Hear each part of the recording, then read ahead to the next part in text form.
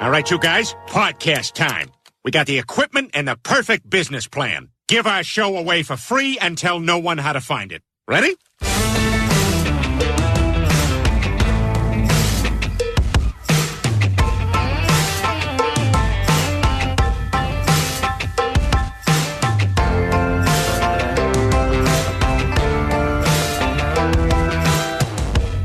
What up, peeps?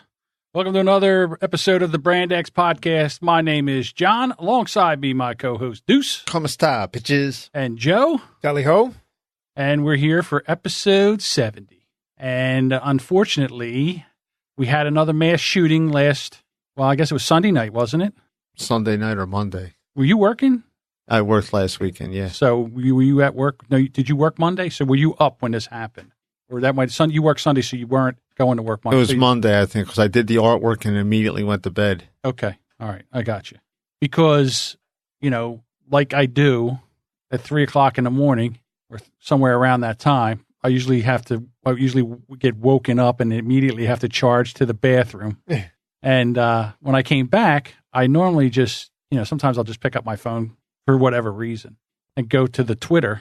And I saw the video first that they had posted about the shooting before I saw any news notifications or anything.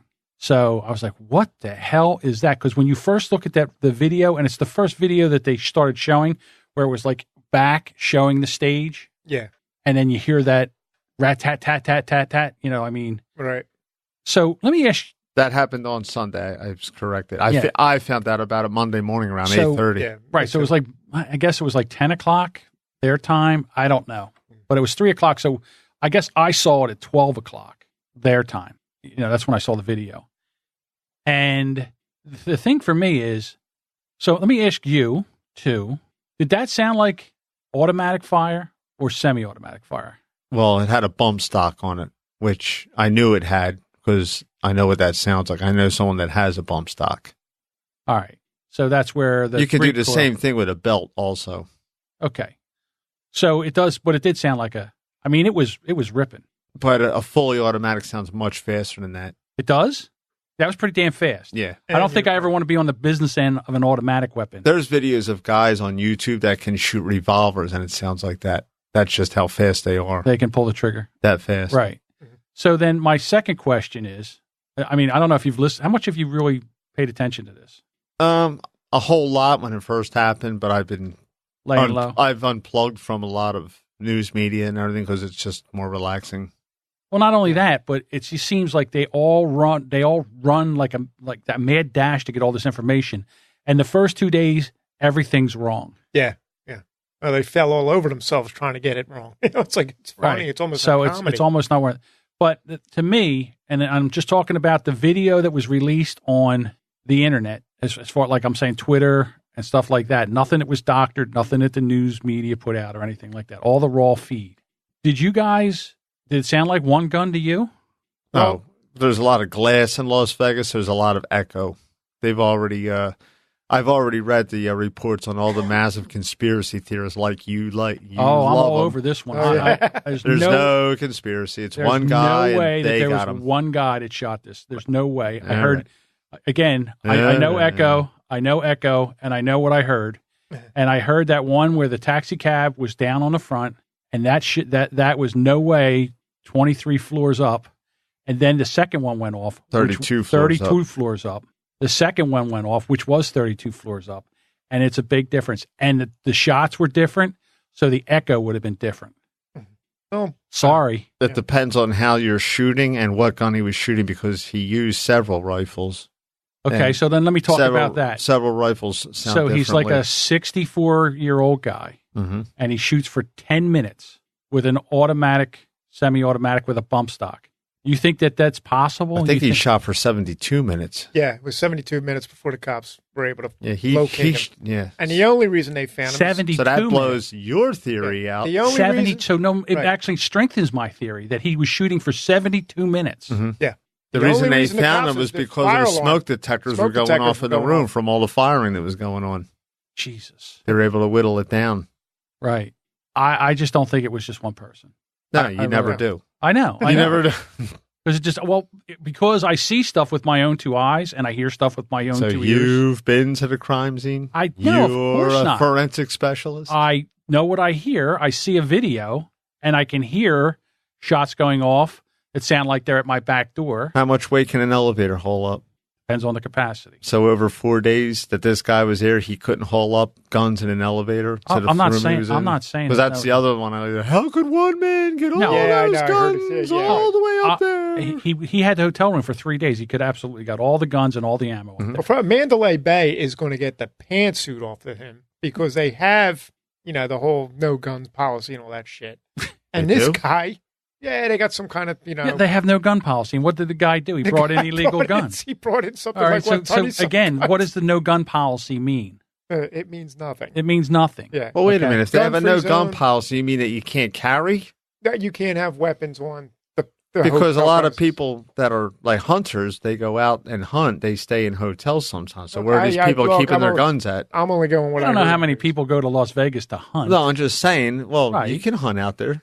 Yeah, but I don't think too many people stay in the Mandalay Bay. You're hunting for it. Yeah. It's like, we're going to go out and bag I don't know what you would even shoot out. Suppose you're traveling across the country and you're going to leave it in your car, or you're going to bring it in your hotel room. That's all I'm saying. I would probably, I hear what you're saying, but I would probably secure it in the trunk of my car. I wouldn't. I know. It's a judgment call. You're just asking for someone to plow into that. Break in or something like that, yeah. But again, so if there's no weapons, there's a no weapons policy. Wait a minute. Gun-free zone or some shit. Oh, it's a gun-free zone. Well, this didn't even happen then because it's a gun-free zone. Yeah. It was gun-free zone. I mean, where I work, when we fire weapons, we get echo all over the place because we're surrounded by concrete. I understand that. I'm not saying you wouldn't hear echo. I'm not even saying you wouldn't hear echo back and forth. Mm-hmm. But it's too long between shots. In other words, he shoots. It's absolutely not, because there's videos on YouTube that people that just yell hello into a canyon, and 5 or 6 seconds later the hello comes back because it just takes that long with the Doppler effect. It doesn't sound the same. It's not the same from the shots that I hear and the shots coming back. How about if we wait until the investigation? I would do that. That's why I don't. Well, again. Well, you broached this. Everything's always a conspiracy. I heard something. I mean, I can. What am I supposed to ignore? The obvious? Am I supposed to ignore the obvious? Is that what I'm supposed to do? I don't get it. I mean, it's not outside the realm of possibility. Yeah. It's just and then guys, they found him dead. Oh, well, guess he ain't telling us what happened. They broke in and he was dead. Okay. I mean, we're never. They'll find, if there was another shooter, they can recreate those crime scenes based on angles and deflection where the victims were. They'll find out. So here's my question. This is my question. This is like the retard episode of CSI. Stop it, you two over there. So here's my question.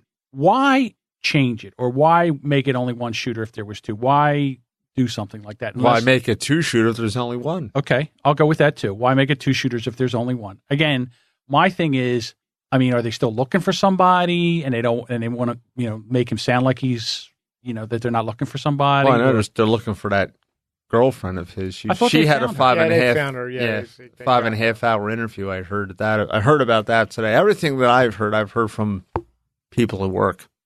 Okay, because I'm just not engaging in this. For this reason, I mean, everyone's an expert. I was on Facebook for 3 days, and I didn't know there were so many ballistic experts in this country as there are on Facebook. That and hurricane relief and recovery experts I'm seeing. There's a lot of them around, too. These guys, this should have been, it's like, wow, send this guy down there. He apparently knows what he's doing. Well, what's going on in Puerto Rico is that island was devastated. All the power capacity to produce power. Yeah, wipe the whole grid out. Gone, and the whole distribution, the wires are down. Except the silkscreen industry is doing very well. In Puerto Rico. Yeah. Yeah, because the mayor got that. She has brand new spanking T-shirts.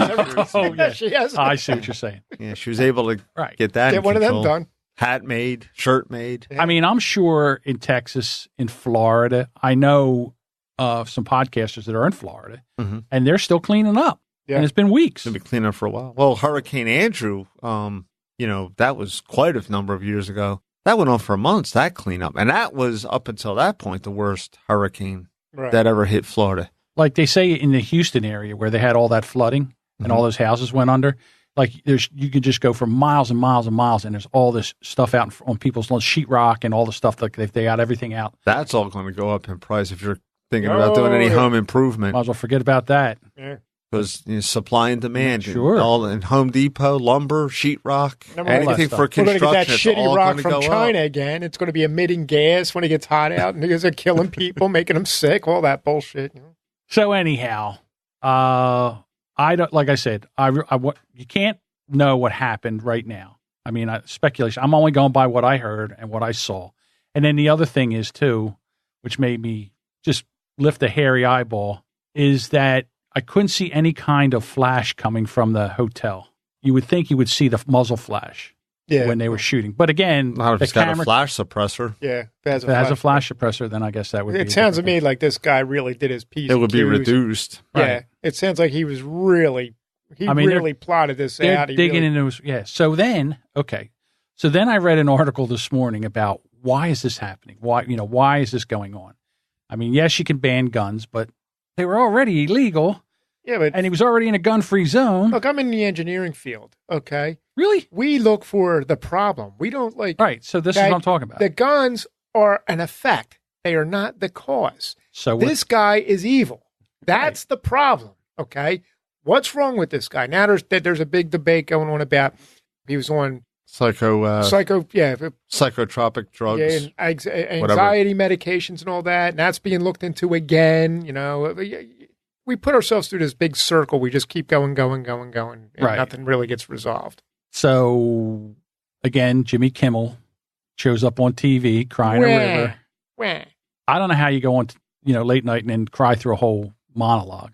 Could you do that? I couldn't. I couldn't. You couldn't force me to cry that long. Well, my parents died. You cry a little bit, but you can't force it. Well, you need to cry. I can't do it. You just, It's just, I don't know if it would be, I don't think I could stand there and do that. Or, I don't know. So being older, I guess we're older than Jimmy Kimmel. I don't know. We might be around. I would assume so. Yeah, I think we're older. Yeah, so. We're starting to become older than everybody. It's true. Yeah, especially tomorrow. It's Johnny's birthday. Oh, yeah. It's Johnny's birthday. And we would like to wish him all the very best. How long have you had this up? Since last year. Yeah, wow. Well, I got the ammonia last year. That's true. Had to wait a year to play this.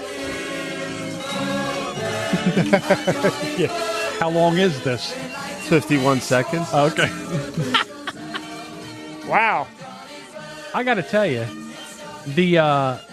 I don't know how you guys feel about birthdays, but I'm over them. To be quite honest with you. Yeah, I'm seriously. No, you're not. Come on. Tell that to the guy that pumps gas in your car. Don't tell it to me. Well, the reason I say that is because it's just one more. For me, it's just one more reminder that you start thinking to yourself, God, I wonder how many more years I got left. 72. I don't think so. Ralphie May, the comedian, died today of a heart attack. Who? Ralphie May. Did you ever see Ralphie May? No, I don't know. Ralphie May he took runner up in the last comic stand. He was a portly guy. He was a heavy guy, quite like myself. Mm-hmm. And he had the ammonia, and he was getting over the ammonia, and he had a heart attack, and they found him unresponsive. Yeah.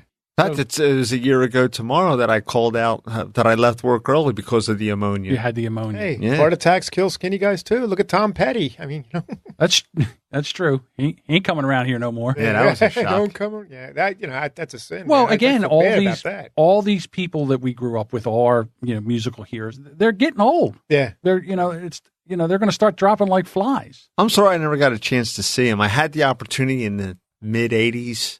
And I just said, you know what, I'll just catch him the next time around. And it's not like he never went on tour again. I just put it off and put it off and put it. To me, I'm amazed at how many women love that guy. Tom Petty? Tom Petty. I'm trying to remember when I saw him in concert. I'm trying to remember. I think it was with the Traveling Wilburys. Right? Yeah. I think that was the tour. I'll tell you what, back when he first came out, he was, okay, all right. But just over the years, I just developed respect for him because every album he put out a hit song. Yeah. I mean, he didn't have any flop albums. Everything he did, he was a very solid songwriter, and his lyrics were good. He touched on some different subjects that were like, wow, this guy's got some ability here. You know? I don't know about his voice. He sounds like Bob Dylan. Well, he's better than Bruce Springsteen. Yeah. Okay. That means he's better than me. What does that mean? But, I mean, I think Bruce Springsteen give an aspirin a headache. But see, that's what rock and roll's about. It's about... Where Bruce is a showman. Well, Bruce has a lot. He puts out a lot of energy. And I understand He's a good songwriter. He's a good story. You get your money's worth going to a Springsteen concert because he would play for 3 hours or so. Right. But he can't sing. Right. To me, putting on a Bruce Springsteen album is like listening to cats fight. But I've been to 7 or 8 Bruce Springsteen concerts. Really? Why? Because all my friends like to go to Bruce Springsteen and they're like, we got you a ticket. And I'm not going to lie. It's a party. When you go in there, it's a party. Oh, yeah. And for some reason, it doesn't sound like cats So we're Grateful Dead fighting. concerts, I understand, but I never went to one of them. Yeah. I never understood the twirling. I just, again, that's another band that there's like one song that they do that I can somewhat stomach, but the rest of that stuff just sounds like. It never bit me either. I mean, it's that whole. Rolling Stones, I never really. I like some of their older stuff. I like the Stones. I do like some of the Stones. Older stuff. You're right. Yeah, I like a lot of their stuff. But they never hooked me like the other big British bands like Zeppelin, Beatles, I'll tell you, I saw the Stones at the Vet Stadium in a pouring rainstorm. We were in a club box, so we were nice and dry. And they put on a hell of a show in the rain, sliding around. I mean, soaking rain. Is that the one where Living Color opened up for them? I don't remember. In Living Color, remember? I don't remember. Cult of Personality. Maybe. I don't remember that. I remember them being at the Vet for that. It was an amazing show. Here we go. All these guys are dying, and Keith Richards still alive. Yeah, he's still kicking. He's still kicking. He's like, lived another one. Yeah, I'll be pissing on his grave. Mm-hmm. I saw Paul McCartney at the Vet. That was a pretty cool concert. That was that's when he came back on tour after 16 years or something. That was like in '89. He had never toured since Wings Over America. That's what I'm talking about. Like, it's a shame. I mean, but he's been touring constantly since then. Yeah, but I mean, have you seen him lately? He looks 75. Yeah, he looks like an old lady. He looks like Angela Lansbury. He does. He really does. I mean, you think he's dying? He looks like a grandma. If it's not completely gray, then he's dyeing his hair. I'm sure he's trying. Oh, I mean, Pete Townsend and Roger Daltrey, they're still at it. And I'll tell you what, one of the best shows I've seen in my life was the 1989 Kids Are All Right tour. I mean, they played the Vet, and they lit the place on fire. They were smoking, man. What year was that? 89. Okay, so I was at the JFK Stadium. Both stadiums are gone now. They've been torn down. Yeah, they're all stadiums gone. are gone. Right. All 4 of them are gone. Our world is going. Everybody's dying. The stadiums have been torn down. So I was at the JFK Stadium in Philadelphia, 1982. We were there. For the Who's retirement tour. Yeah. And in 1989, you saw them again. Name the lineup. Yeah. The Who. I'll tell you what. Opening act was the Hooters, then Santana, then the Clash, and then the Who. I slept through Santana because that was another group I just. I'll tell you what. I asked Santana. Yeah. Then I saw him play. He was because I'm a musician. I said, hey, this motherfucker, he goes, man. Well, he can play. Yeah, he can. Oh, yeah, he can I play. slept through it. Oh, I thought it was great. Well, it was funny because we got there and we came down and we put our blankets out on this and we were like near the edge. Big mistake. You got pulled over the wall. No. I did. Okay. So we were in the stands. I can finish the story. I swear I can. So we get the blanket out and we get everybody. We're sitting there and these 2 girls come up and they go, you're in our seats. And I go, where? And they go, here. And I go, well, can you move it? No, these are our seats. So she sits like right on the end of the row. So we're like, okay. So we all push in. Not even 2 minutes. Somebody walks down the steps and throws up all down the back of them. Both of them. And they're screaming and yelling. They get up and they leave. And then I'm like, anybody got a towel? We wipe the throw up off the seat, put the blanket back down again, went right back to normal. Oh, yeah. So that's it. Maybe it was Jeff. So we didn't get there. We didn't go in for the. I mean, I saw the Hooters so many times it was ridiculous. There was no sense in going to see the Hooters, and I think we were probably coming in during the Clash. Mm-hmm. But I do remember. I think I do remember saying, "Well, you know me. I can't remember what I had for breakfast this morning. You want me to remember what happened in 1982?"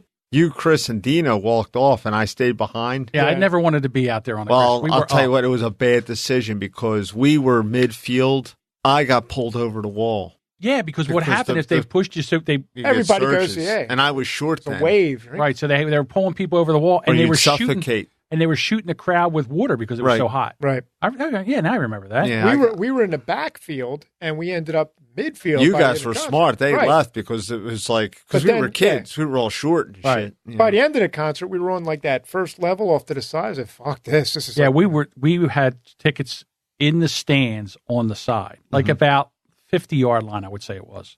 I've had enough of that being down there on the floor. Screw that. Remember when that in Cincinnati when the 11 people got arena festival seating that was called. In Philadelphia never allowed that, but some cities did. Every city in the country banned that then. Did we send thoughts and prayers? General admission. Because I'm sure we sent thoughts and prayers. They would just unlock. It was like going to the movie theater. You would just unlock the venue and say, "Go find a seat. Go get a chair." Guess what happened? You know. And Judas Priest. Somebody fell down. Then somebody else fell down. They didn't even tell the Who until the concert was over. They didn't even know that 11 people had died. There's 3 doors going into 3 doors, 25,000 people. Yeah. It was like, it just doesn't work. Yeah. What was that? That was around 78.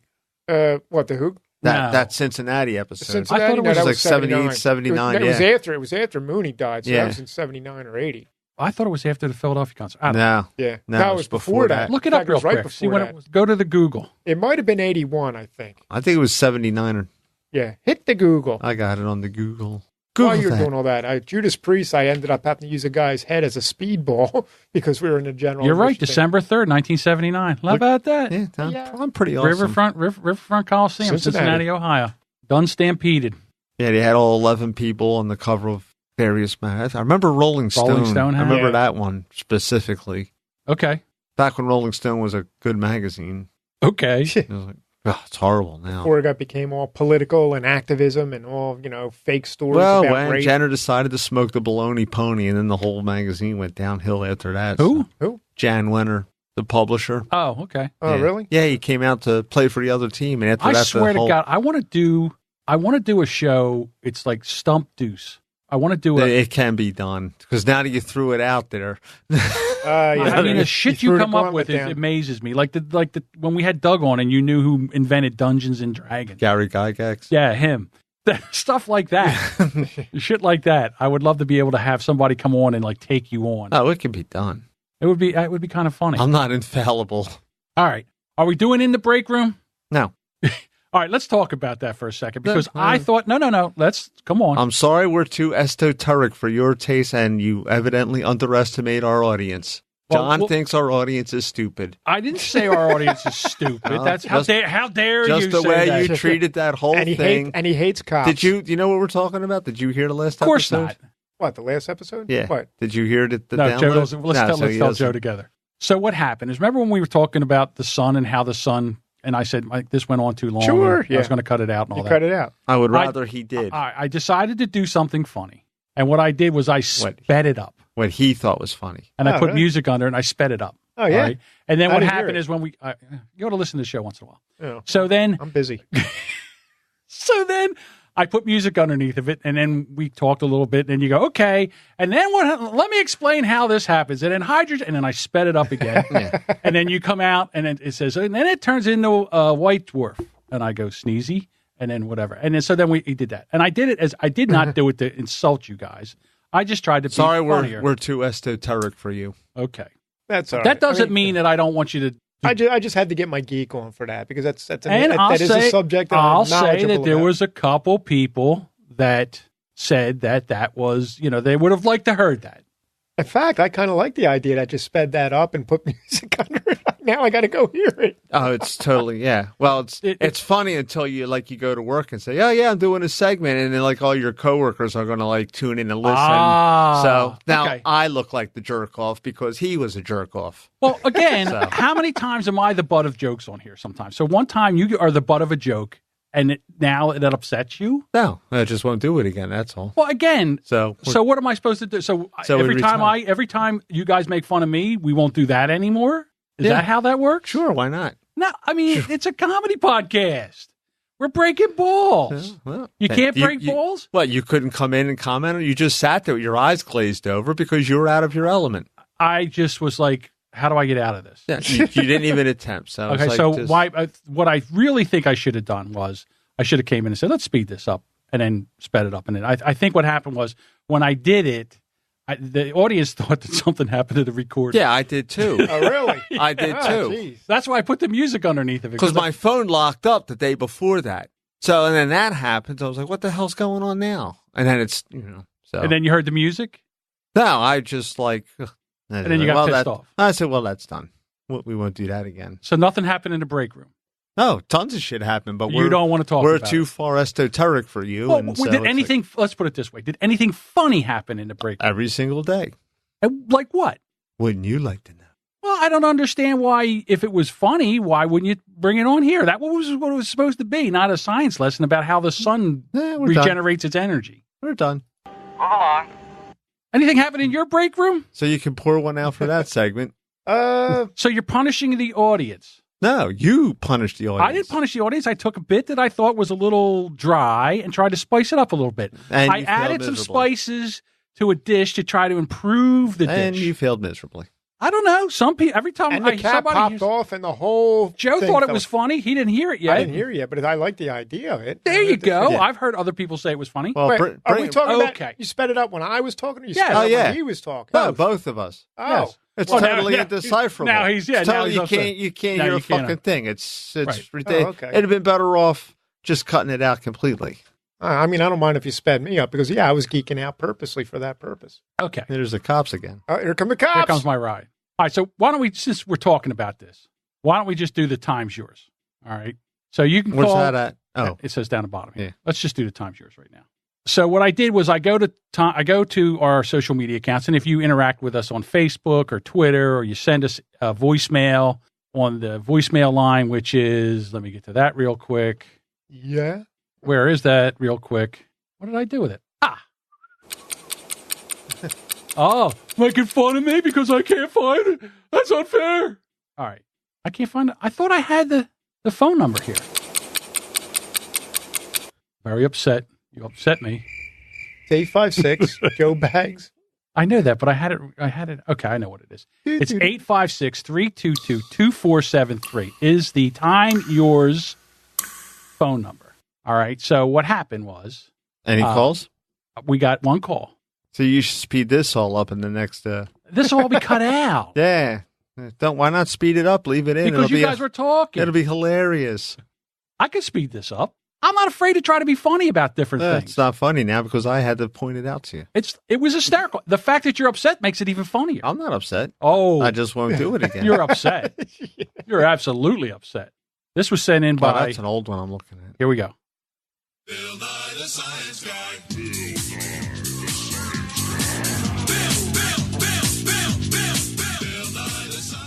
Hey, John, I just wanted to say thanks for the great astronomy lesson on Facebook on Friday.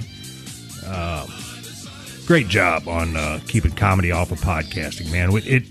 There's enough of those comedy podcasts out there. We don't need any more. And just keep doing God's work. So that was from Doug. From yeah, Who's Right. you can tell it's Doug. Clearly, Doug knows the difference between astronomy and astrology. Because he listened. All right, so then it said, we got Cactus One Juice, at Cactus One Juice on Twitter, said, just finished the Hugh Hefner podcast. Great job on the brackets. Evening Radio Pod, the Evening Radio Podcast. Love the Playboy brackets. Want to hear more about the sun, please. Mm-hmm. Stephen Bull at SY Bull 27 said, I dated my wife's sister before dating my wife. No problem at family meals, etc. And then I sent back a tweet saying, hey, did you do the deed with the younger sister or the first sister? Mm-hmm. No response. Mm-hmm. So that's laying. I mean, if you didn't bang the one sister. That's open to interpretation. Yeah, right. But there's no response. So I don't know what happened here. Odd Dad Out at Odd Dad Out said, I need a copy of this bracket to fill in my picks. And my goddamn inner nerd wants to hear all about the solar bullshit. And then Who's Right Anthony from the Who's Right podcast says, if you're looking for something constructive to do with your time, and he sent a Twitter pic, which is he's famous for, and it's a guy and his son, and they're chained and shackled with something around their neck like oxen, and it says, me and my dad at the hashtag so sorry event today. Oh, them fucking We are people. so sorry about what our evil race has done to the blacks. We didn't choose to be white, and it's something that haunts us every day. Well, you should just immediately throw yourself off a cliff. I don't get the joke. They're What? apologists. No. Why would we do that? I don't get the joke. I don't get it either. I'm just telling you what we got, what he sent us. Knows. So that was Time's Yours. And if you want to call, we have a voice line. It's 856-322-2473. And check it out. All right. So we're not doing in the break room. No, I thought I made that clear. Oh, you made it clear. It's just funny that, you can say things about me and make fun of me, my lack of knowledge between astronomy and astrology and stuff like that. I do that to everyone. Well, that's okay, right? Mm-hmm. That's okay to do that to me. That's the magic. But then when you're the butt of the joke. No, it's beyond that, Marge. We've moved beyond that, Marge. I don't think we have. I'm still talking I'm about not going to talk about it. I'll talk to you off mic about it. We got another nuclear meltdown episode No, it's in not progress. that bad. I'm just saying it. I take a lot of shit on here on this podcast. In the we name all of take comedy. a lot of shit on here. I don't know. Woman charged with beating a boyfriend to death with a frying pan. Oh, pans. She was double-fisted. Now, there's a town near us. It's called Camden, New Jersey. It's like the worst place in America. Yeah, Cover it of is. Time magazine back in like 87, 88. A Camden woman is facing murder charges in the beating of her boyfriend last month. Police in Woodland, Camden County. I don't know where Woodland is. That's right It's next right to next to Camden. Camden. Okay, it is right It's next. right- Gloucester City, Woodland, Oh, okay. Camden. It's all right there. Jason Lewis was conscious but bleeding from the head after he had been beaten by his girlfriend with a pair of frying pans, according to the Camden County prosecutor. The 31-year-old woman, Malia Cole? That's my guess. Yeah. Malia Malaya Cole? or Malia? Malia. Malia Cole fled to her house about a block away. Lewis later underwent emergency surgery but succumbed to his injuries last week. Cole was apprehended without incident after being charged with murder. How mad you had to be at somebody to beat him with not one, but two frying Two frying pans? I'd like to see that. One in each hand. Was she like kind of With going at it? windmilling? Yeah. what? Like playing the drums? Or, I mean... Sound like, almost like the island drums, I mean, what was the craziest woman you've ever dated? Me? Yeah. We'll start with you. Well, actually... For me to tell this story, we need a lot of time because it was a 2-at-once thing going on with me. Can you break it down a little? 5 minutes, less than 5 minutes. She wasn't really crazy. In fact, we know her. Or Crazy. Well, my I'm brother sure and I know her. I understand that, But she's just so eccentric and but any kind of a physical attack, no, crazy. No, Never dated. I would never go near a woman like that. I don't like those kind of women. Deuce? And No, I never had any Just me? crazy people I've had, but not You've been attacked. not the physically crazy. Crazy. Yeah, I've been attacked a couple times, to be quite honest with you. Crazy. So this day, John, don't drink Pepsi. oh, Oh, that's one. And then I got stabbed with a car key. for the record, I was attacked by a field hockey team when I was a kid. The Oh. entire team? Yeah. again, like a mob. Oh, yeah. Jesus. Yeah. What did you do? I didn't do anything. That's the beauty of They it. just mobbed you for no reason. Oh, no. There was a reason.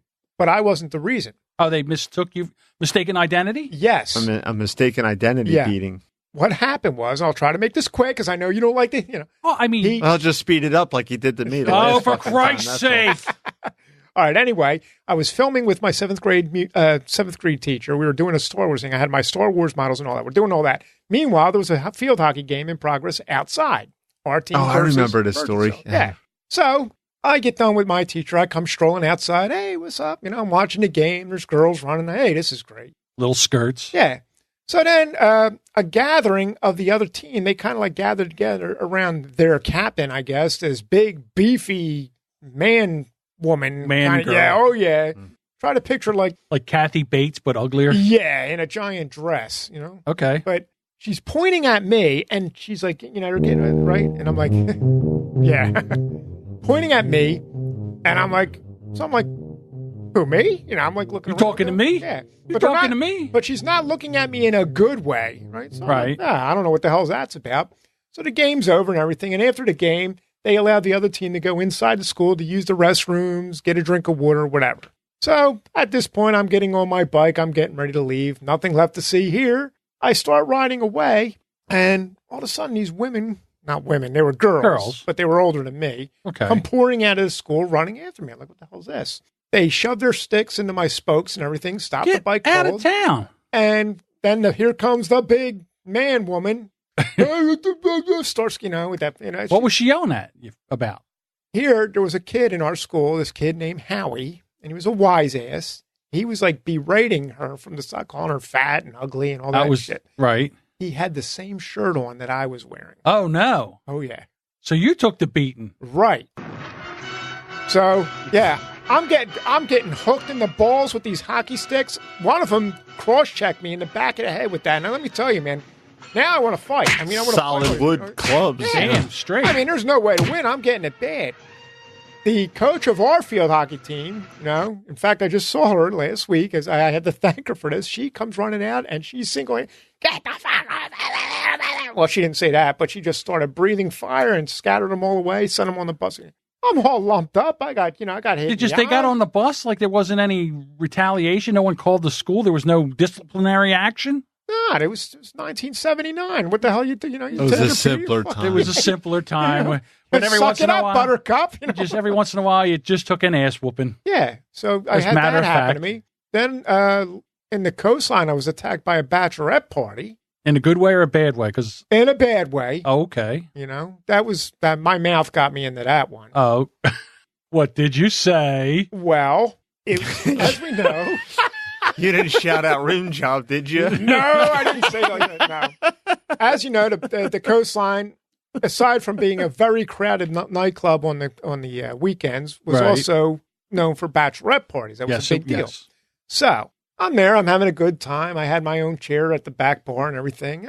Things going good. Drinking watching a beer, watching people dance. Unwinding. I get up. I go to the bathroom. And I was on friendly terms with the bartender. I said, look, I'm just going to the bathroom. I'll be right back. Mm-hmm.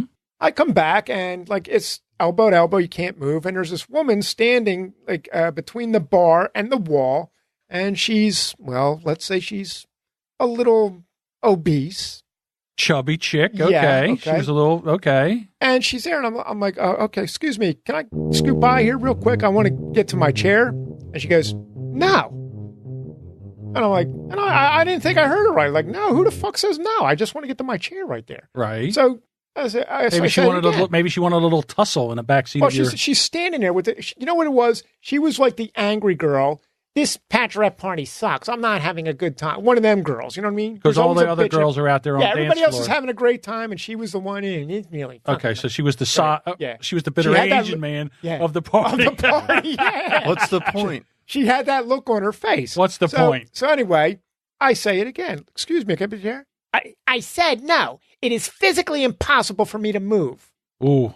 And then my mouth went before my fucking brain had a chance to stop it. I said, well, maybe if you lost a few fucking pounds. Oh, my goodness. So then what happened? Well, she immediately reported my verbiage to the rest of the bachelorette party. Right. So now I got my chair at the bar, but now I got ice being thrown at me and people yelling at me. I was like, what the fuck, So now they're like throwing shit at me, they're cursing at me, give me the finger. Fuck you, motherfucker, you fucking jerk off. You just called one of their fat girlfriends fat. Oh, well, what are you doing? Why did she have to be so goddamn? I hear you. All right. So then, like, after a while, now the other people getting hit with ice and all that, now they're all yelling. And women have the ability to turn the whole fucking bar again. Now all these, I call it the Sir Lancelot effect. All these guys all like, charging well, if I defend this woman's honor, I might get laid. Right. Let me go jump on this. So now I got all these other fucking clowns like giving me a hard time too. So was exit stage right? Well, no, the manager came in and says, look, you got to go. I said, I didn't do anything. You called her fat. Yeah, well, it was pretty. I said, I really didn't do it. I said, it's a money thing. This is a bachelorette party. They're getting drunk. They're spending money. They're spending money. You're just one fucking guy sitting at the bar taking it easy. Bye. And that's the name of that tune. Right. Exactly. You're on your way. Then I'm leaving, and then they're all applauding. Yeah, that's it. Get the fuck out. You keep walking your money. Yeah, I said, I hope that bus full of bachelorettes went off a fucking cliff. Let me tell you. Wow. Bitches. I wasn't doing anything. The whole party had to die because of one fat slob. Pretty much. Jeez. Emily's here. Very vengeful. I know. Hello, Hey, Emily. Oh, got to tell you. I gotta tell you. So I don't go get my mail every day. We've talked about this. Mhm. If I could, You would, but you can't, so No, you I don't. shan't. so I go out to the mailbox because usually after a month, they stuff so much mail in there that finally they just leave the door open because they can't get. And that's my cue to go get the mail. So I go to get the mail, and I open it up, and I'm like, wait a minute, what's this?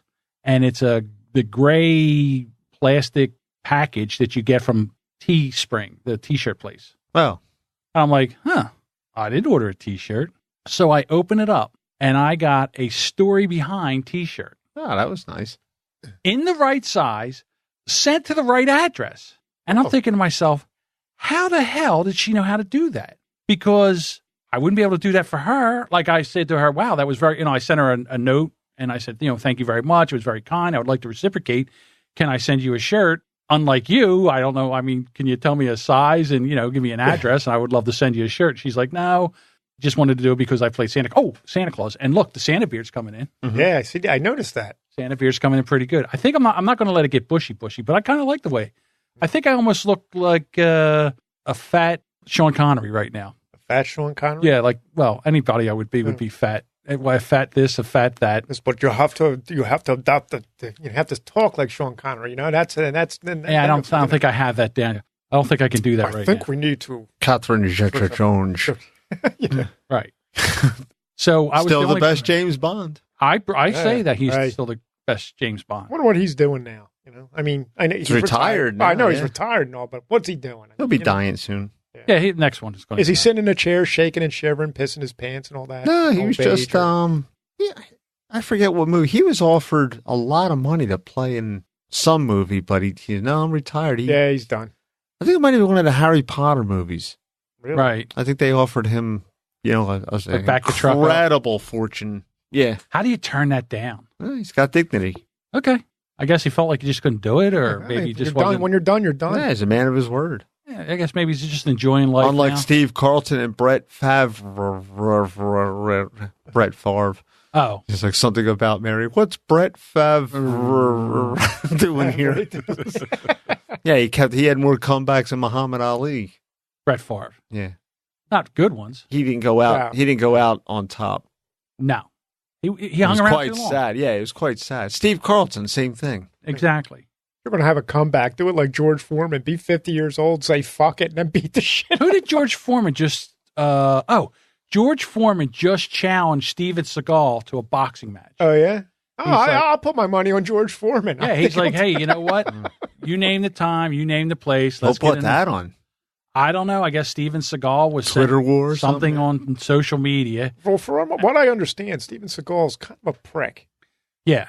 I don't know what he said to start the dust up, but I did like the tweet from George Foreman saying, yeah, you name the time, name the place. I'll box you anytime, anywhere. And that I would pay for. I would pay for. I'd like to see that. I love George Foreman. I think he cracks me the fuck up.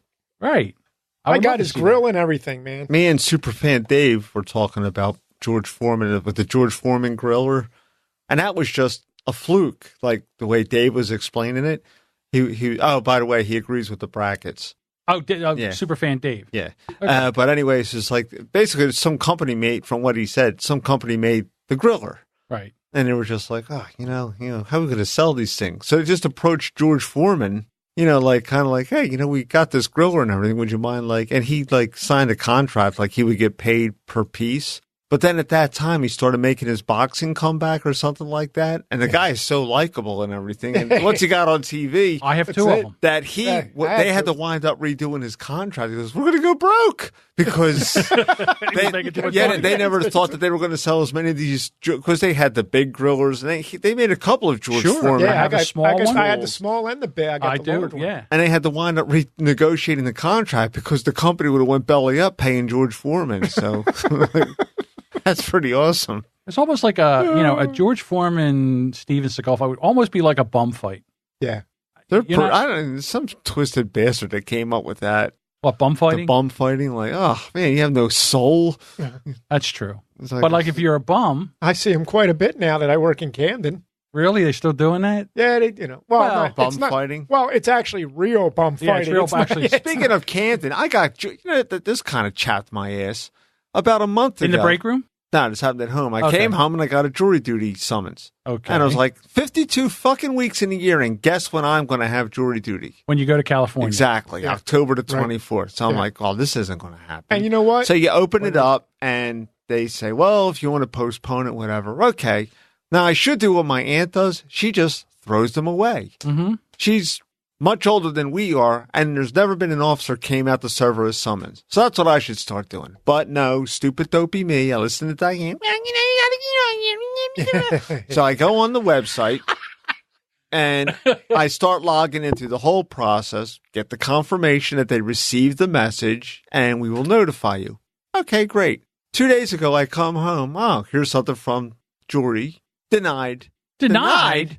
I was like, what much more do you have to do? Why even go through this process if they're going to deny me the jury duty? So what'd you say? So now I got to go to work. So I was in work yesterday, and I was able to call. And, of course, that's always a lot of fun, calling a government entity. Right. You know, Yeah. so you hit one for this, hit prom. You know, I finally get to a speaking person, and I say, "Yeah, listen," explain the whole issue. And I said, "Well, there's really nothing we can do." What do you mean there's nothing you can do? Why have this phone number here? Why make me go through this process if you're going to deny me? Well, just so you know, I'm not going to be there the 24th. Oh, you know what? It got to the point. I says, well, I'm telling you right now, I'm not asking you to postpone this. I'm telling you to postpone this because I assure you I will not be there. So you might as well just send an officer to my house right now to serve me the summons because I'm not going to be there. And then I'll come in there with my ticket stubs and my hotel bills, and I'll throw it on the judge's desk, and we'll let him render a decision. And I want your name, miss. And, because I got the name first because I'm smart. Yeah. And I was like, guess what? Now I go November the 1st for fucking jury duty. Just like, they get me every 3 years, like Johnny on the spot. They get me. They got last year. Now, you saw that big GAD attack I had last year. The year-long GAD attack. I get served with jury duty. Okay? I explained to them. I can't walk up steps. I can't walk city blocks. I can't do it. Right.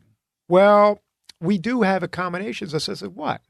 Are you coming to my house? Yeah. They're going to do it like... I said, you're going to carry me from the parking lot? So how are you going to do this? Right, yeah, you're going to Skype me? I said, you can't. I said, I can't come over. Well, they do everything. I said, I don't think you understand what I just said. I can't fucking walk. Right. And seen. It took about 3 days of me being on the phone with this one, that one, and finally got it. And all they did was moved it a year back. So this February, I know I'll be seeing it very shortly. I'll be getting the yes. But now it's no big deal because I work right next door. Yeah, I don't want to say anything because it's been a long, long time. Yeah. And I was dismissed immediately because when they walked in, they said, for jury. I said, I can't wait. I can't wait to convict somebody. You're too eager. No, they won't let you. I found out that's the way to get out of a jury. Just espouse right-wing views while they're interviewing you. Oh, no, we get this guy out of here. You'll never sit on a jury. I never even got asked you'll have to go. Like during the voir dire. The what? The voir dire, it's French for we're going to ask you questions. Okay. Yeah, right. Basically, I don't know how Gloucester County does it, but they're all pretty much the same. You're sitting in a big room, like Angus said, nothing like sitting in a room with 200 other pissed off people. So you're sitting in a room with 200 pissed off people, and then they're going to call a bunch of numbers. There might be like 30 of you, and they shuffle you upstairs to a courtroom. Out of that 30, now they start pulling numbers out of the hat, and if they call your number, you sit in the jury box. Now they got their 12. Everyone else is still hanging back because they might be alternates or whatever. Now, the prosecutor and the defense attorney start asking questions. And they're usually like, are you a law enforcement officer? Do you, anyone in your family? Are you involved in a litigation of any time? Blah, blah, blah, blah, blah. So I'm sitting up there like pissed off. I don't want to be on a jury. I'm sitting in the jury box. And all of a sudden, they stand up and they say, we'd like juror number 63 to be dismissed. And at first, I was like really pissed off. I'm like, what the fuck? What's wrong with me? And I'm like, whoa, what am I doing? I don't want to be on a jury. Yeah, right, So I was like, oh, okay. They looked at you and you're like, well, this guy's clearly way too smart. We can't baffle him with bullshit. So get him off the jury. So again, I'm thinking to myself, if you're on trial for whatever, these are the people they're picking from. Mm-hmm. Well, this is all pedigree, so these were basically slip and falls. And Diane was on a murder trial for 17 weeks. Wow. When we first got married. Yeah. Deal. That's amazing. 2 day, I think it was 2 days a week for 17 weeks. And she wouldn't tell me about it, that bitch. She wouldn't tell you what was going on? Yeah, I'm part of the jury. I'm not allowed this thing. Who am I going to tell? I'm your husband, So it's like, it's funny. When you do Diane, I know exactly when you stop listening to her. Yeah. Because you start, and then you start mumbling because that's exactly when you stop listening.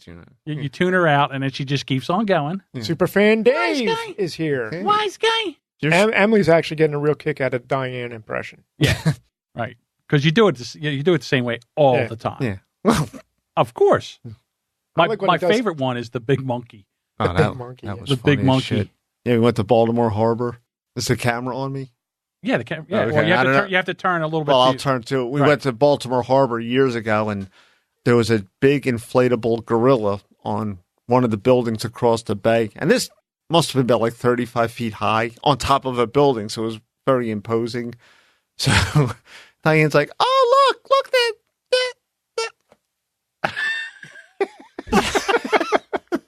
King Kong.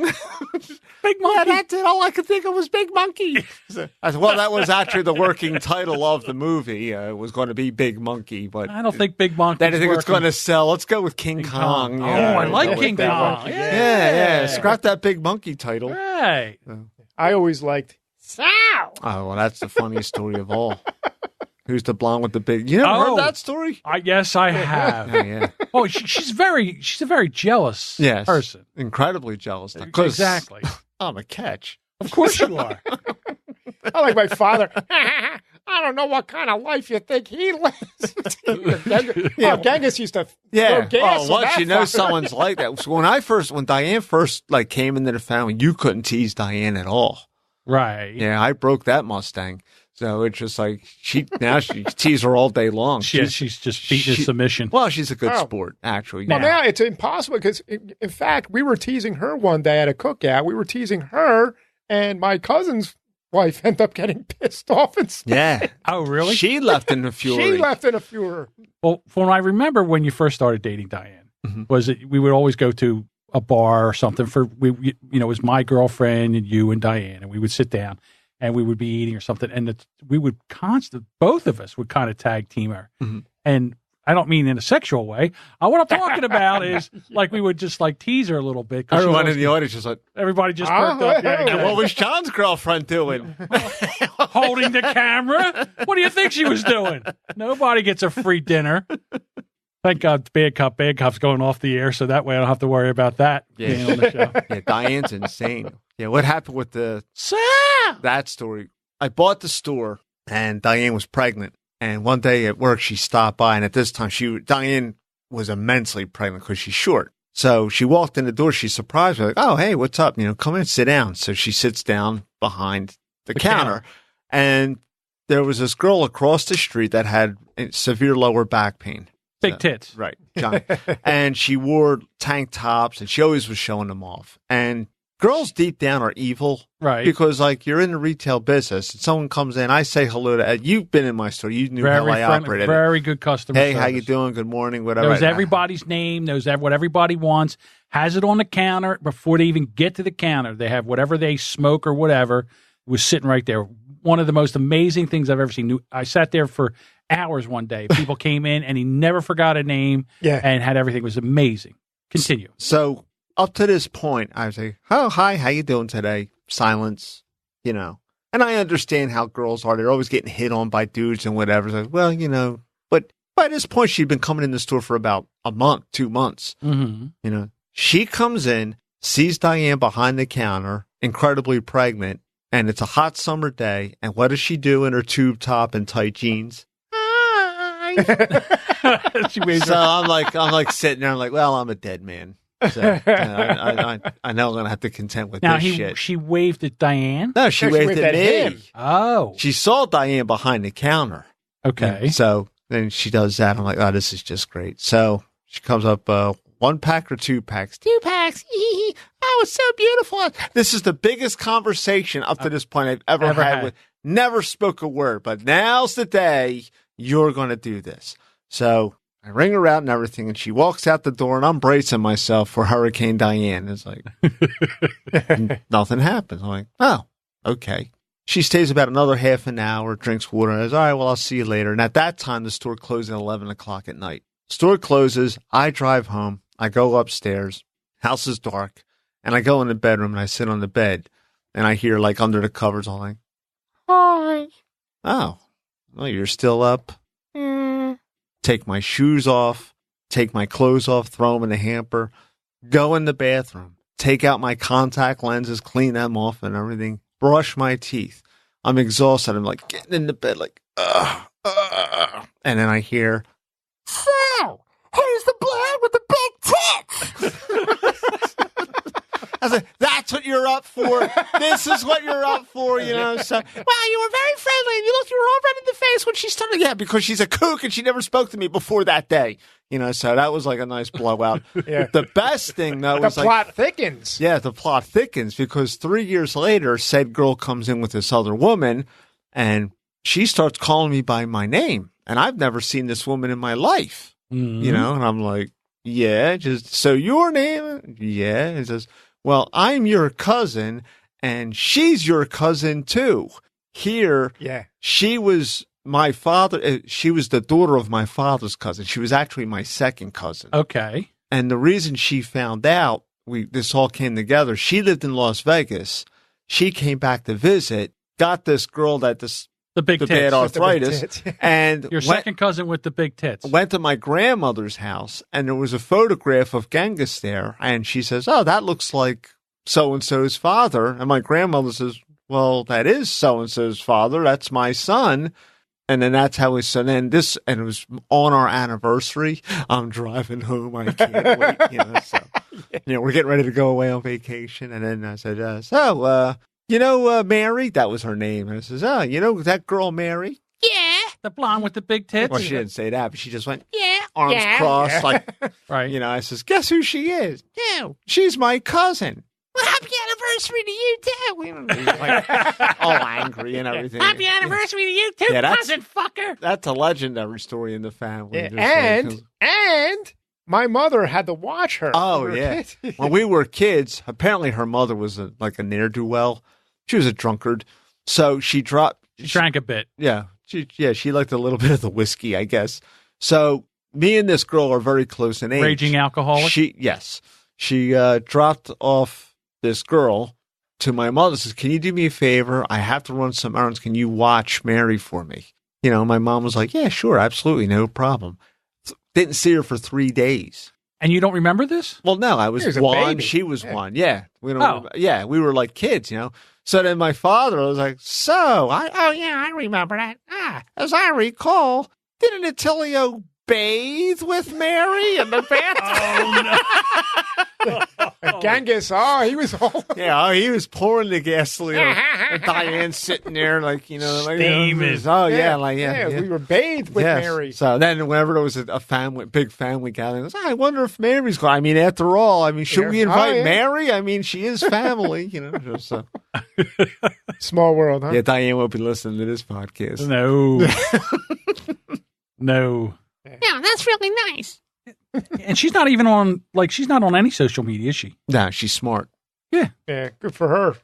Actually, yes, I agree. Yeah, she's the smart one. Right. Okay. You're so smart. You put up the lights. Yeah. I determined that when I retire, I'm also going to have, there's going to be an age where I actually retire from social media too. I'm going to have a big announcement. It's okay. I'm retiring. And then come back on like a lot of people. Right, yeah. Like, just come I'm leaving Facebook. You know, people don't let the door hit you in the ass. Nobody cares you're here anyhow. Bye. Go fuck yourself. I can't take it anymore. Right. And then like 3 days later, they're posting what they got at Applebee's. Yeah. Wait a minute. I thought you were gone. What are you doing That's back? what you should do. Like every time someone makes that announcement, you immediately go on your friends list and delete them. No, I say you wait until they come back and they post something. Because then when they come back, they want all over again. Yeah, then they have to go back and chase everyone down. Oh, and friend them again. Yeah, they will. Yeah, so now they would have to say they're going to get out there, say I'm leaving, I can't take it no more, everybody that's friends with that person should delete them. Right. And then when 3 days later, when they come back and they post something on, there's nobody there. I'm not getting any likes. Well, I have no friends. That's why. Because nobody wants to see my triple pasta primavera from Applebee's. Yeah, my bad meal from Chili's. Or I do it deliberately. I'll go to Slings, order wings, take a picture because I know everybody hates this. Here's what I'm eating at Slings. Fuck you. Really? I do it just to because I guess I should start doing that. Just I don't because. Know. Yeah, I don't really take. See that I make a if you're like a man, I think we talked about this before. Let's say you're a baker or you're a chef, and you slaved all day in your kitchen and you made this whatever. You're proud of your work. You take a picture, you post it. I get that. Right. Anybody can walk into a fucking Applebee's and order a fucking platter and take a picture of it. Look what somebody made for me. Yeah, and how about 8 hours later, you take a picture of the dump in the bowl of the toilet. It's like, well, this is what I had last night at Applebee's, and this is what it looks like now. Go back in the kitchen, take a picture of a bunch of Mexicans, like, looking at you with like a quizzical look. Like, what are you here for? You know? Well, when I first moved when we moved out of West Effort, I first got married, we moved out of West Effort, and we moved to a town down south of us. And there was like one Chinese place you could get takeout. It was called Mr. Rice. So you'd go to Mr. Rice and you'd get and it was funny because they had the menu in English and Spanish. So they could speak Spanish and English and I guess whatever language they spoke. Mandarin or Cantonese. Something. So, I don't know. They could have been Korean for all I know. Yeah. Who knows? Yeah, Vietnamese. Yeah. Right. They could have been anything. So what happens, you would go up and you would order. You say, okay, I like the beef and broccoli, a couple egg rolls, whatever. So she'd say, okay, beef and broccoli, egg roll. Would you like a wonton soup? No, thank you. I don't want the soup. Okay. And she would turn around, and she'd go, and she would start screaming in Cantonese or whatever the fuck she was speaking in. Mandarin. Right? And the guys in the Spanish. back. Yeah, that would fuck your mind up. No, it was definitely not Spanish. And the guys in the back, they got the big woks, and they're like, blah, blah, blah, and that was it. And billowing steams. Yeah. And your order always came out. Doesn't it sound like those woks are like 1 trillion degrees when they're frying stuff in? It's like so hot. Shit. It's the size of that poker table, those goddamn things. Yeah, it's like... they're making whatever they're making in there. Everything, again... How do they get it that hot? It's like, billowing steam and grease, and it's like it's awesome. Amazing. It smells like magic. Yeah, right. It's one of my favorite takeouts, to be quite honest with you. Yeah. That and sushi. And I can understand where it sounds like a Chinese kitchen. I can understand where that phrase came from. I never heard Chinese that fire drill. Well, no, sounds like a Chinese. Sounds like kitchen. a Chinese kitchen. I never heard that expression. I've never heard that either. Yeah. Oh, yeah, maybe. I've heard this is like a Chinese fire drill. I've heard that, but which I've always questioned. Like, what does this mean that the Chinese don't know how to orderly and calmly exit a burning building? I think that's right. They all jump out, run around, and run right back in the building. I mean, again? I don't understand it. Like horses, they run out of a burning barn and run right back in. I would like to be the one who bore witness to these Chinese fire drills that became so legendary. They don't do that anymore. You never really see a good old-fashioned Chinese fire drill. Yeah, I've never seen one at all. Really? No. Been in a few. Uncle Bob, back in the day, they used to go in Chinatown in Philadelphia back in the 60s, and for some reason, this is horrible, but the thing was you went to a Chinese restaurant and you would beat the check. So like when you're done the meal, you would get up and run away, Right. So it's like, for some reason, the Chinese fell particularly victim to this. So a couple of friends of Uncle Bob's, they tried to do this. Oops. And they were running down the street, and he said there was about 75 Chinamen running behind them with like knives and meat cleavers and stuff like that. Holy shit. Yeah, so they got down, they were running down Arch Street, right in the center of Chinatown. I know exactly what you're talking about. And there was a police cruiser there, and they stopped the cop and stop. They were beating, lock us up. Because all these Chinamen were going to kill them, all over like $20. How much could a couple of meals in Chinese food in the 60s been, Didn't he say, my uncle said he was sitting, he was at a restaurant with one of his buddies that are sitting there eating, and all of a sudden two of his other buddies ran by. And then, that was another time. And there was a crowd of Chinese guys running about. Yeah, that was that incident. He says, we saw him run by, just it was like a mob ran by. Well, okay, back in the day, I guess when I was in my 20s, we would go out to the bars or something, 2 o'clock in the morning. There was always a diner. It was open 24 hours. Yeah, the good old days. Right. And we would go get breakfast. It was always, where are we getting breakfast? So we would go to this one diner, we would get breakfast. And that was what we would kind of do the same thing. you sit there, and then what would happen is, one guy would get up and leave, next guy would get up. So then what happens? The salt fade. There'd be two people left, and then they would have to try to get out of there. Mm-hmm. And I don't know. I think we did it like once or twice or something like that. But being assholes back in the day, you do some kind of asshole thing because I'm sure the waitress had to pay for that. I'm sure the owner of the company didn't take it on the chin. I'm sure. They probably. That'd be lower than whale shit to make the waitress. That's I not her guarantee you they would do that. So, now that you feel bad, but back then you're just like, young assholes. Guess what we did. So I had a friend I went to high school with, and I guess, I don't know, we were in our 20s, and I wasn't at the table, but he was there, and they were there having breakfast or whatever, and they said, listen, I'll pay for your meal. You got to run out of here naked. I guess it was back when streaking was in. Yeah, must have been the 70s. So he gets up and goes in the bathroom, and the next thing you know, out he comes, naked as a jaybird, and goes blasting out of the place. Here goes Ethel. So he goes blasting out of there, and I forget, somebody was supposed to get his clothes, or somebody was supposed to be out in the car to take. He's supposed to. You go out and get in the car, and he runs out, and then you get in the car and take him, then grab his clothes or whatever. They got his clothes, they went out there, and they took off, and he goes running out there, and there was no car, there was no getaway vehicle. The getaway vehicle took off, and I can't remember how it really ended, but. Like he was running and hiding behind bushes, and they were trying to find him because he was naked. Shit. Like they came back later trying to find him. It'd be pretty easy to find. That cops got involved because the manager called the police. Yes. No, I think they paid the check. Oh, okay. He just ran out of there naked. Just ran out of there naked. They were like, "Oh, okay, who is he?" And everybody's like, "I don't know who he was. He was sitting at your table. I don't know who he was." Yeah. But yeah, Bill Fernie's friend. Yeah, Bill Fernie's friend. Bill Fernie's friend. When you do when you're younger. I don't even want to say a kid because you're old enough to know better. My high school graduation, we had a streaker on a on a dirt quad, right? Yeah, no, three-wheeler back then on a trike. I had one, and he got caught. Yeah. He had to go back into the woods to put his clothes back on. So he drove back there where the cops just listened. Oh, I hear you. They just tracked him right down. And he only went in about 25 yards instead of going deep in the woods. He was pretty deep in there. Oh, really? And the funny thing is, he became a doctor. He's like a brilliant dude. He was a madman. Back in high school, he's just a nutcase, but he's like this brilliant dude. Now that he's on Facebook, every now and then, everybody brings it up. Hey, remember to tell you, he's got kids. And let's I don't need to. Let's not go down that memory lane, please. So, just that quick, it went out of my mind. Thank God this isn't a real show. Woof. We mean not a real show. Well, thank God. What are we, imaginary? No, thank God that we're talking about streaking quad. Oh, streaking into the woods, right? So back in the day, I had a friend who's very quiet, very shy guy, but he would drink and he would get to a certain degree of drunkenness. And then what he would do is he would then go skinny dipping in the pool, wherever the party we were. Mm-hmm. And he's like this really reserved guy. He just likes to get naked. He would get drunk enough where he would, I guess he loses inhibitions. He would just strip down naked and jump in the pool. And everybody's like, oh my God, look, he's in the pool naked again. And he would get out of the pool, right? And he would just stand there naked. Mm-hmm. And he would just hanging out, with a beer in his hand, wet. Yeah, what's the naked. big deal? What's the big deal? Yeah. And then one time I walked out because they're like, will you go get him? All right. So I go out there. I'm like, hey, I think it's time to put a towel on.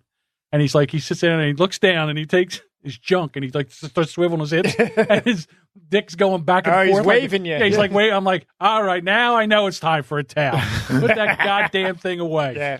Put that thing away. You're going to get us all killed. Right. I got a buddy of mine. He's a nudist, right? Mm-hmm. And okay, I get it. You like to be naked, right? Now, because now he's posting pictures of himself on Facebook. He's a good guy. Well, nude but pixelated. They do that little fucking thing. Right. And suffice to say, they have a canoe event over in Medford every year. It's like an annual thing, the Medford Lakes or whatever. Mm-hmm. Well, after the band gets done playing and everything, he jumps into friggin' in Medford Lakes, or he comes out naked. People are like, "Yo, it's like a magic trick." Yeah, he's standing there drinking and all that, right? Okay, you're the problem. All you people, all you pent up, inhibited people. This is how we're supposed to look, dude. This is not. Nobody wants to see you retire. First of all, your argument is not flying. Right. Second of all, nobody wants to see you like this. Nobody wants to see a retired colonel on 2 duffel bags. Exactly. Okay.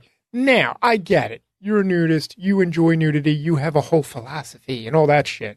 Don't put it on everybody else. Well, it's the whole look at me. Look at me, I'm naked. Yeah. It's not us that's not conforming. It's you. Yeah, right. Excuse me while I whip this out. Exactly. If To you me, can. There's perfectly logical reasons why I wear clothes. First of all, I'm 52.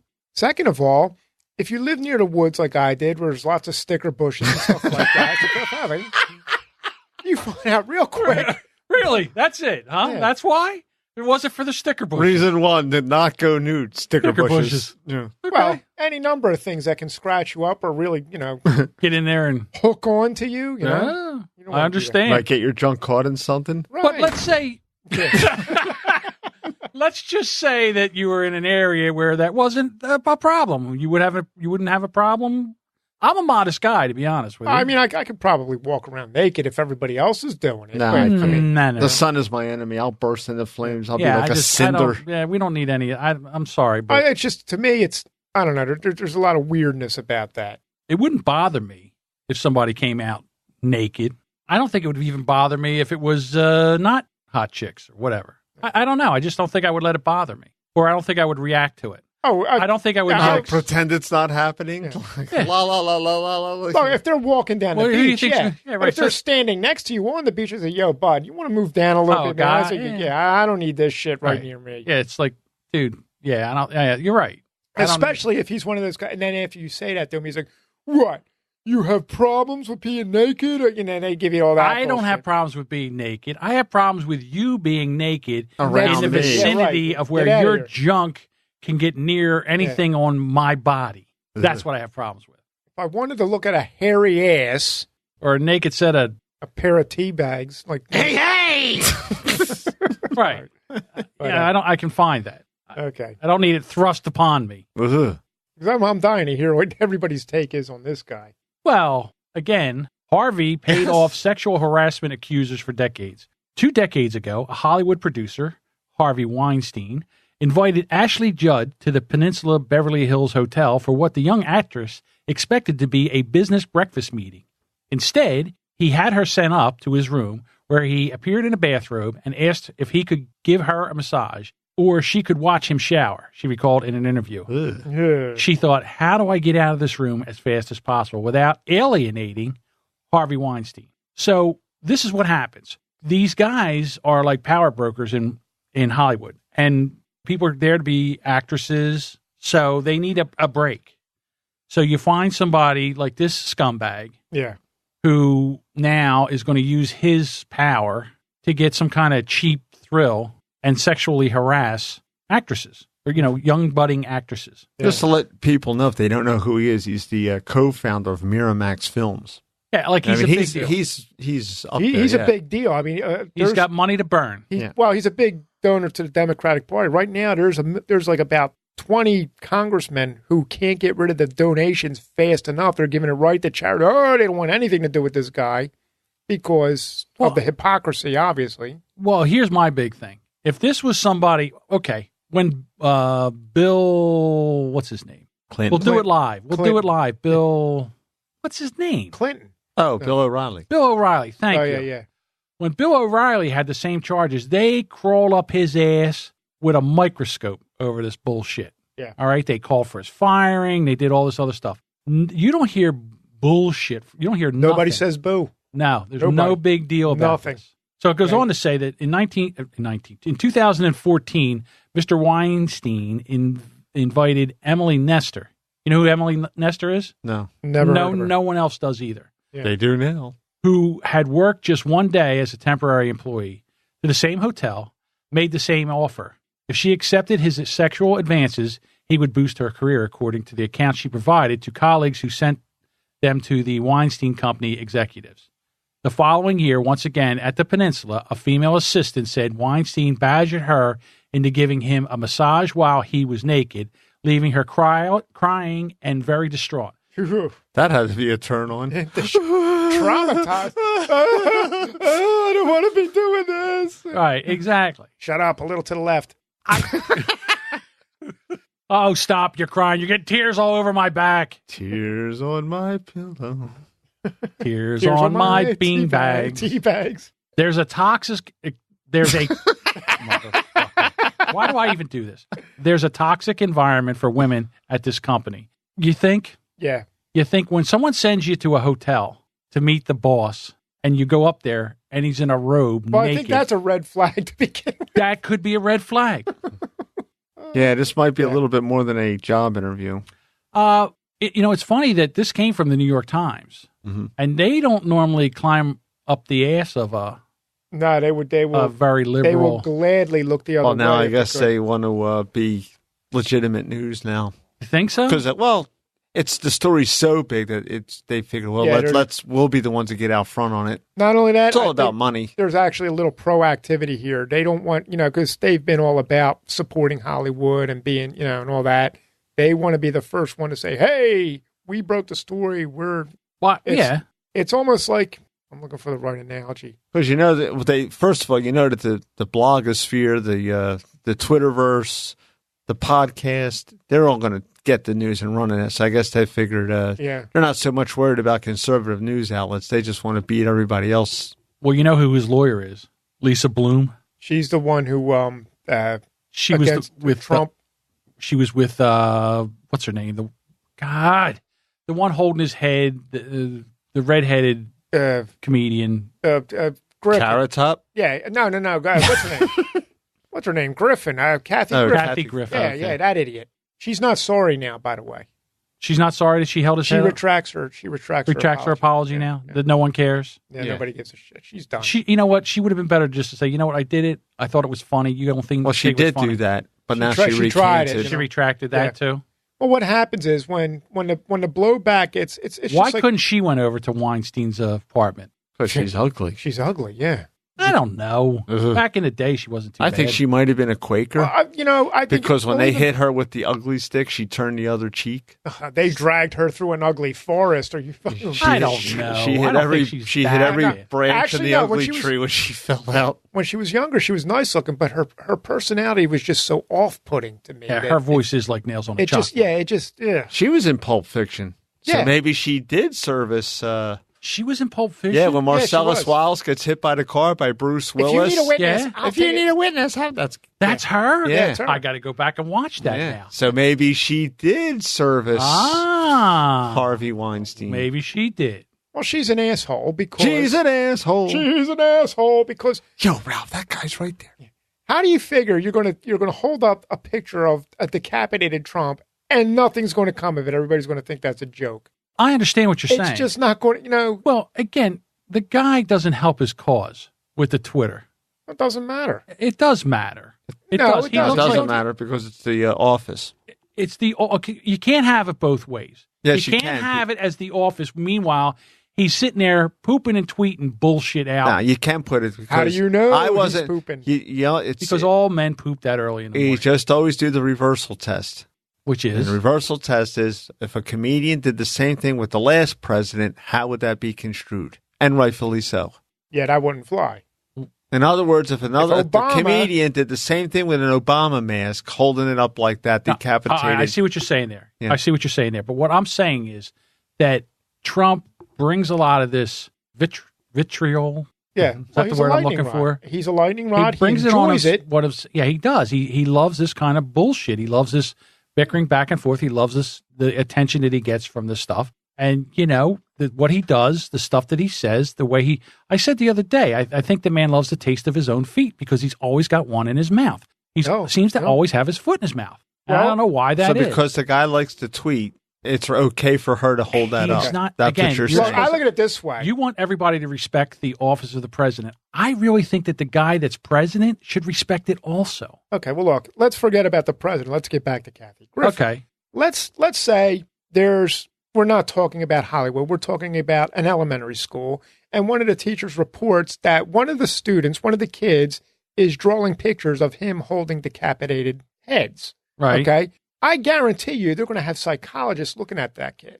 But Kathy Griffin does it.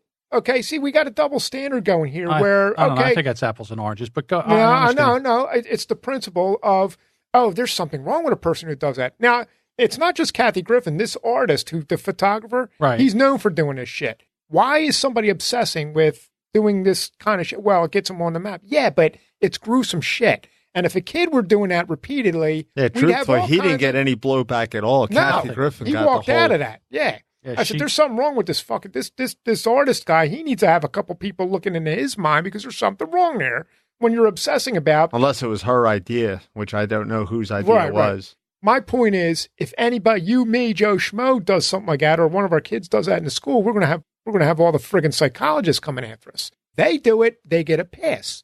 Well, I don't like this. I understand. I mean, to me, you got parody. In other words, you're allowed to parody the president of the United States. Yeah, that's fine. Yeah. You know, all presidents get a certain amount of parody. Sure.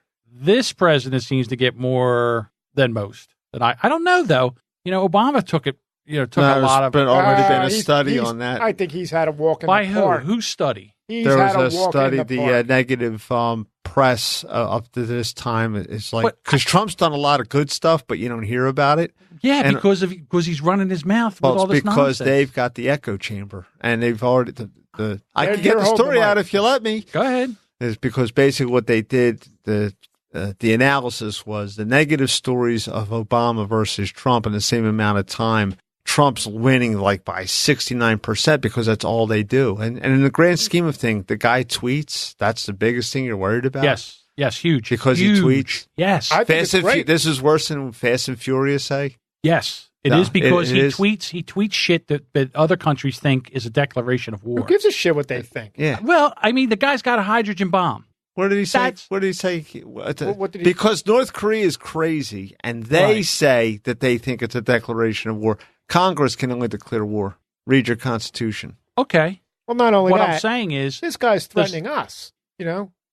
I don't know that. He's firing missiles. He's firing missiles. I understand. I'd hate to find out if he can reach California. That'll be the lottery I win. When I'm in California, that's when he'll decide that. Launch one over. Yeah, that's when it'll hit. So right. So what I'm saying is that if he act more presidential and stopped it with the Twitter, I don't think that you can see the same kind of nonsense that came out of Obama. And again, you can't go back before that because I don't think there was a Twitter back then, to be quite honest with you. Or if there was, there was. You only hear this presidential nonsense, like you should act more presidential. It goes away in between presidencies.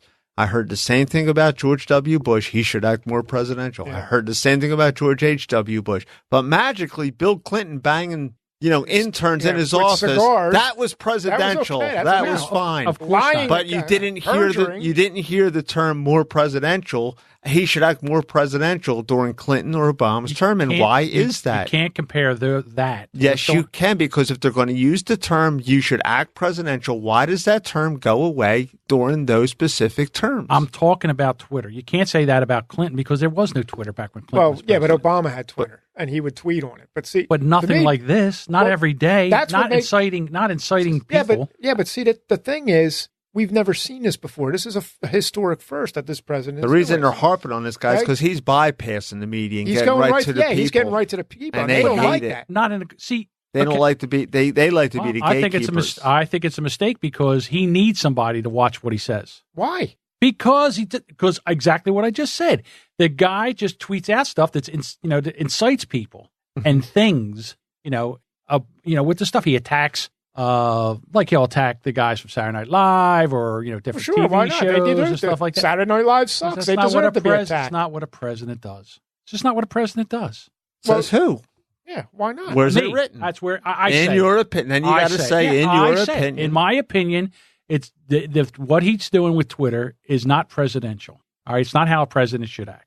Okay. If he wants to be treated with respect, he should act like somebody that deserves respect. And here's where, going back to your famous words, but this is technology and it gets better and we have to move forward. So you're saying now that we got Twitter, 100 years from now, no president should ever use Twitter. I'm not saying they should never use Twitter. I'm saying that they shouldn't use it in the way that he's using. Don't we have a First Amendment? Yeah. Mr. Pseudo-Libertarian? Yes, you can. Yes, but it doesn't look good. He's not helping his cause. He's not helping the country. It's what New Yorkers do. It doesn't. Hey, listen, I can't wait until 2020 so we can get him out of here I don't even want to be in a country if he's back in it for another 4 years.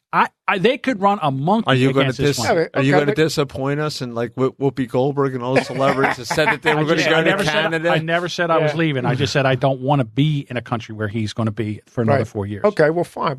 And the problem is that they can't even put like there's probably a lot of candidates in the Republican Party that could do a better job than what he's doing right now, and they can't even get a chance at it because he's got to run for re-election. So now they're going to do now. If they can run a monkey against him and win, why didn't Hillary do that? Because she's worse than a fucking monkey. Wait a minute, she couldn't beat a monkey. You got to remember, they tried to shut Trump out before he was the guy who couldn't get in. He was the guy jumping up and down trying to see over the fence. They wouldn't let him in. The establishment is like that.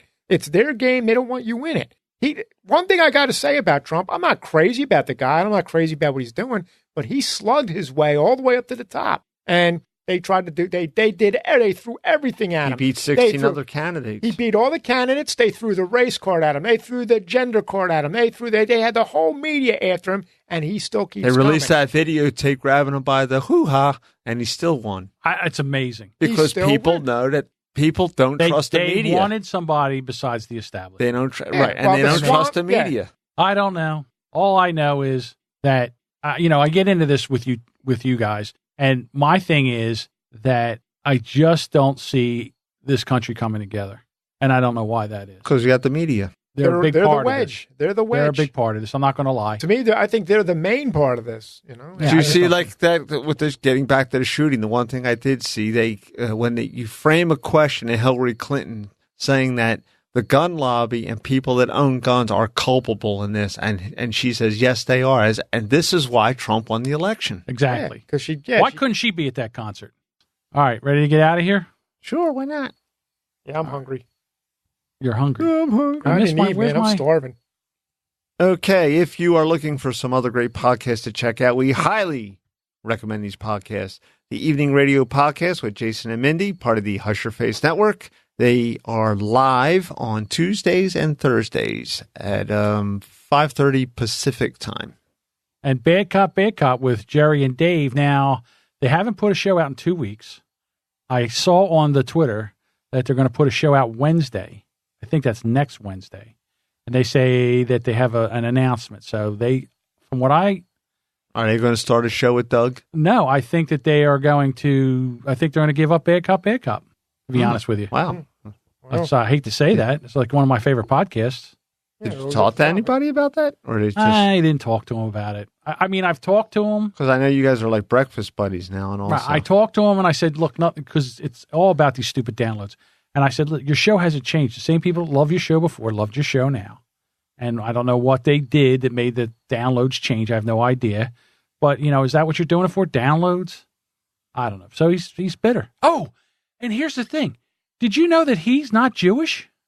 Never really thought about it. Well, he says he's never really. It's not something that crossed my mind. Well, he always says, he's the bitter Jew or whiny Jew. Well, not the bitter Jew.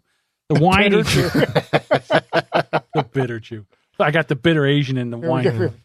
Could be the whiny Asian too. He could get together the with whiny Asian or the whiny. The whiny. Asian. I think people just assume that because his last name is German. Right. So I said something. I was talking to him on the phone. It was during the Jewish New Year. Mm-hmm. So I went, Happy New Year. And he goes, I'm not Jewish. I go, you're not Jewish? I go, I don't know how I feel about that. It's like when I found out there was no Santa Claus, to be quite honest with you. So now you can't say you have any Jewish friends now? I can't. So you're hanging your hat on that, huh? I have Jewish friends. My friend Dave, he's a Jew. Yeah. Right. John's telling like ethnic jokes. It's okay. I'm friends with Dave. He's a Jew. Right. Yeah. No, Jerry. Or Jerry. Yeah, Dave. Yeah. Right. So, no, Dave's 1% black. Well, Dave's German also, right? I believe. I don't know. Never really. Well, his last name appears German. Yes, it does. How about that? So, I thought that. Yeah. I'm sure we'll get a correction. I was shocked. Where are we? Okay, the Hunan with Rocky, BB, Drew, and Josh. The Ped and Miller Show with Matt Miller and Viva La Pedros, part of the Hush Your Face Network.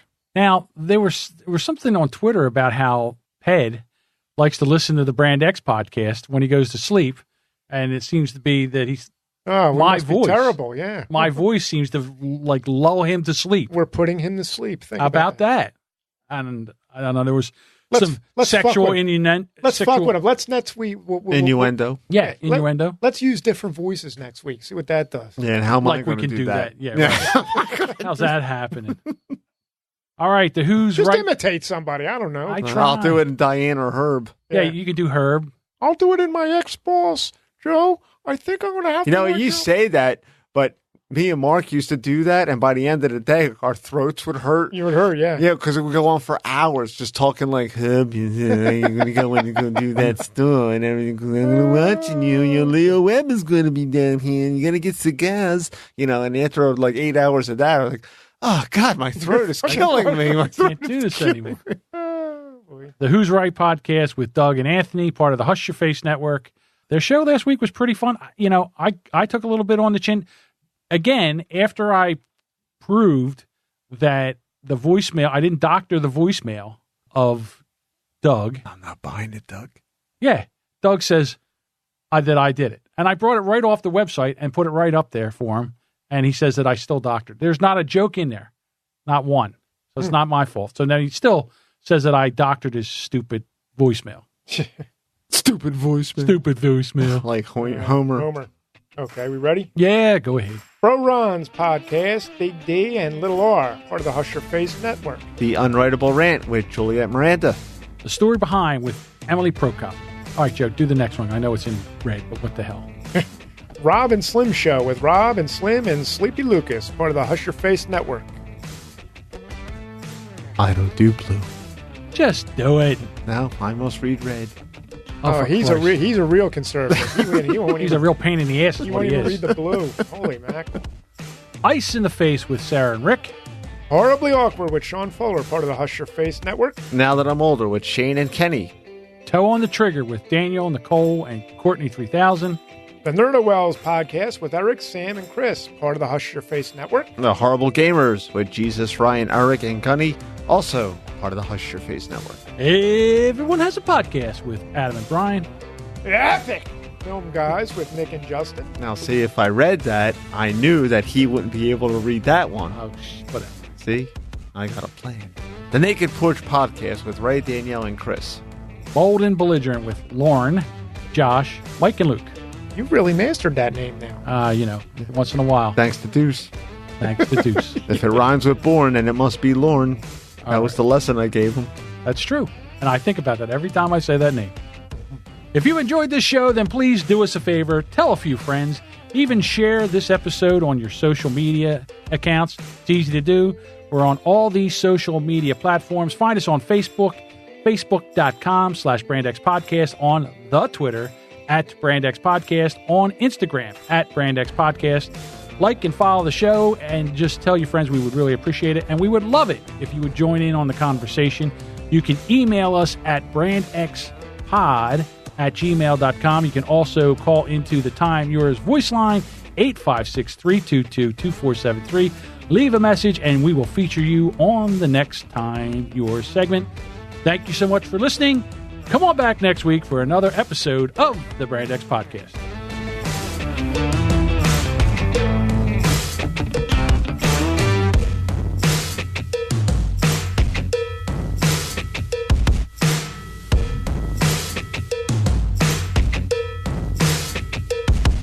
Will you shut the fuck up so I can end the recording? That's it.